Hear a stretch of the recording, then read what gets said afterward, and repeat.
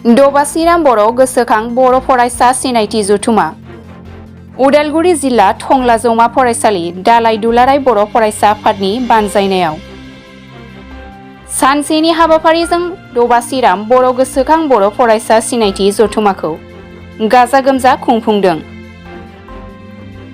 हाबाफारियाव बाहागो लायो दुलाराय बर' फरायसा आफादनि गाहाय नेहाथारि खनिन्द्र बसुमतारी लोगोसे उदालगुरि जिल्ला दुलाराय बर' फरायसा आफादनि आफादगिरि कर्नलियास दैमारी आरो दुलाराय बर' फरायसा आफादनि माखासे दैदेनगिरि बिथांमोनहा टंला कलेजनि जेनाखि फ्रेशमेन ससियेल डे बे हाबाफारियाव बाहागो लानो मोननानै आं जोबोद गोजोनग्लायनाय मोनदों। गोबां फरायसा बेवहाय बाहागो लादों। गोबां फरायसाफोरा गोदान मोनसे मिजिं आरो गोदान मोनसे माने एनार्जि आरो गोदान मोनसे माने ड्रिम लानानै जिहेतु बिथांमोना सोलोंथाइ लानो फैदों। बिथांमोननि जिखिनि जिउनि जिखिनि थांखि बिथांमोननि जिखिनि डिजायार जेन बिथांमोननिया माने मोगथाङाव जाफुङो बेनि थाखाय आं गिबियावनो आनान गसाइनि खाथियाव आङो आर'ज गाबदों। दा दिनै बे माने फ्रेशार्स डेनि गेजेरजों बेखौनो जोङो सावरायदों जे सोलोंथाइखौ जोङो मानो नांगौ, लोगोसे सोलोंथाइ लानायनि उनाव जे सासे सोलोंथाइ मोनगिरि बा एजुकेटेड जोंनि लाइमोनफोरा जाथि माने दानायाव गावखौ दानायजों लोगोसे माबायदि बिबान लानो गोनां दङ बा माहारियारि बादखौ फोथांनानै दोननायाव बा गोसारहोनायाव माबायदि बिबान दङ बा जोंनि माने समाज फोसाबनायाव जोंनि लाइमोनफोरा माबायदि बिबान दङ बा गावनि केरियारखौ दानांगौनि थाखाय जोंनि लाइमोनफोरा माबायदि साखाफारा जानो गोनां दङ बे बाथ्राफोरखौ जोङो दिनै बे माने फरायसाफोरजों गेबें आरो गोथौयै जोङो सावरायनाय जादों। थारैनो जिखिनि मोनसे माने फरायसाफोरनि जिखिनि मोनसे इन्टारेस्टेड जिखिनि मोनसे एक्सप्रेसन बेखौ नुनानै आङो खोब गोजोनग्लायनाय मोनदों।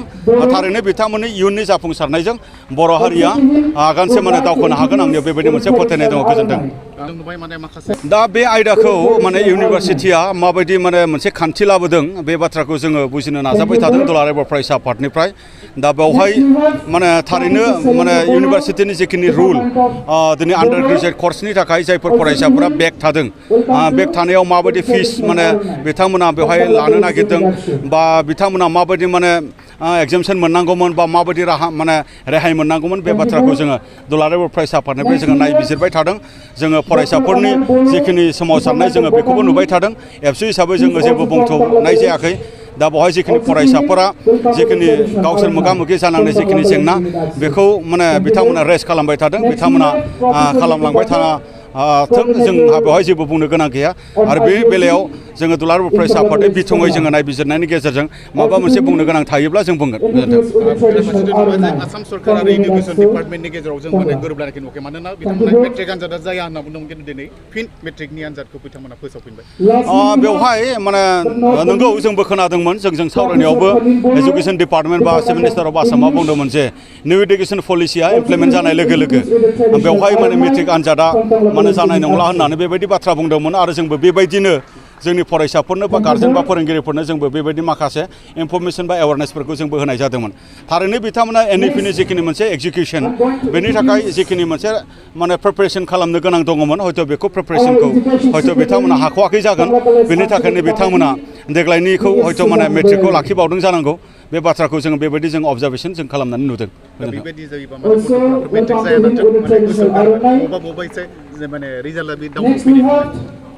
बेखौ माने खेबसेनो बेबायदि बुंनो हानाय नङा जे बेबायदि बे माने आगथियाखै बेबायदि जानाय नंला होननायनि उनाव आरो माखासे माने उननि उनाव माने जाफिनगोन होननायाव बियो मोनसे कनफिउजन मोनसे स्टेट जादों, कनफिउजन मोनसे मेसेज जादों।